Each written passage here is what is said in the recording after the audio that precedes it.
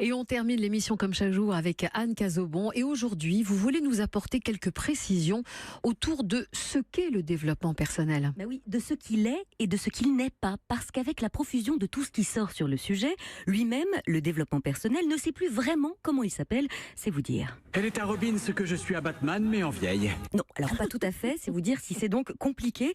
Pour clarifier un peu, souvent, le développement personnel va constituer une première étape. C'est un peu comme une première marche pour ceux qui souhaitent se mettre en chemin vers soi. C'est sûr, ça fait un peu peur au début, on en entend parler, on entend d'ailleurs tout dire et son contraire.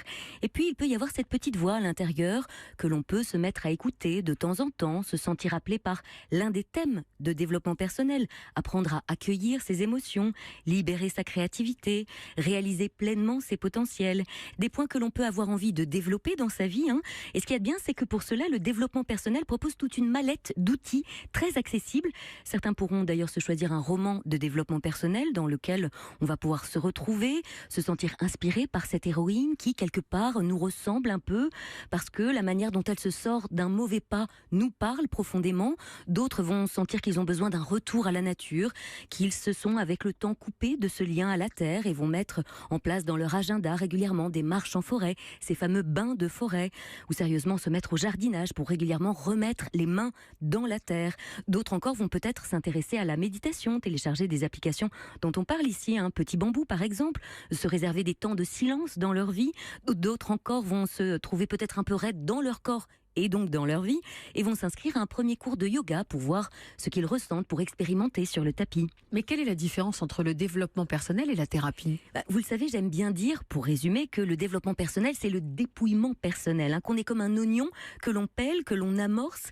Avec le développement personnel, cet effeuillage qui nous rapproche chaque jour un peu plus de notre être profond. Sauf que le stade de l'autodiagnostic a ses limites. À un moment donné, si je n'ose pas regarder mes blessures en face, si je me convainc que je vais guérir tout seul, parfois je peux me trouver dans ma toute-puissance et quelque part dans le déni de mon enfant intérieur. C'est un peu comme si j'allais au garage, que je commençais à voir les taches sur mon pare-brise, que je commençais ensuite à les nettoyer, les contours, tout ce qui reste en surface, la tête de l'iceberg presque en quelque sorte. Et c'est comme si la vie à un moment donné m'invitait à aller plus loin, mais que je m'arrêtais là. Je vous vérifie les niveaux ? Non, merci, c'est pas la peine. Oui, avouez que rouler avec une belle voiture en apparence, mais qui tousse et crachote sans jamais pouvoir passer la seconde, c'est quand même dommage. Et à mon sens, c'est exactement là que s'arrête le développement personnel. C'est là que peut-être vous avez le choix, si vous en ressentez le besoin, d'entamer un travail de reprogrammation en profondeur en osant vous confronter à un psychologue, un psychiatre formé, certifié, que l'on vous aura recommandé. Parce que tout seul, certes, on peut apprendre à gérer ses émotions, à canaliser cette colère, à calmer cette tristesse. Sauf que si je ne travaille jamais à l'origine de ma rage intérieure, de cette colère qui m'accère, je peux passer ma vie dans l'évitement et me raconter des histoires.